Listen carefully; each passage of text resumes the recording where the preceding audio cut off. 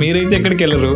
అయోధ్య శుద్ధిని మాత్రం మీరు ఎక్కడ బయటికి పంపిస్తూనే ఉంటారు. మీ రైటింగ్స్ అన్ని చూస్తే మేబీ ఒక సముద్రం దగ్గర కూర్చొని లేదంటే ఒక అడవిలో కూర్చొని రాసిన కథల్లా అనిపించి లేదా అలా ఏమీ ఉండవు. ఈ సముద్రం దగ్గర కూర్చొని రాశాడా అని చెప్పి శ్రీశ్రీ ఎక్కడ కూర్చొని రాశాడు మహాప్రస్థానం ఎవరికి తెలియదు. కాదు సార్, మీరైతే ఎక్కడికి వెళ్ళరు. అయోధ్య శుద్ధిని మాత్రం మీరు ఎక్కడ బయటికి పంపిస్తూనే ఉంటారు. ఆవిడ కథ రాయాలంటే బోట్లలో ట్రావెల్ చేయాలి, ఒక మంచి ప్లేస్ చూసుకోవాలి, 10 మందిని కలవాలి. బట్ మీరు మాత్రం ఒక టేబుల్ పైన కూర్చొని రాస్తారు.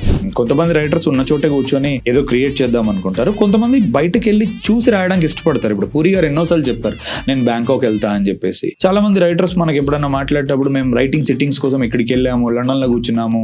సో రైటర్స్ లో 2 రకాలు ఉంటారు. ఒకటి నాలా ఎక్కడ ఉంటే అక్కడే కూర్చొని మేదని మొత్తం మదించి రాద్దాం అనుకునేవాళ్ళు. ఇంకోరు శుద్ధి అయోధ్యలా పోదాం తిరుగుదాం, let me understand the world more and then write అని. సో ఇద్దరు 2 రకాల రైటర్స్ ఉంటారు ఎప్పుడు.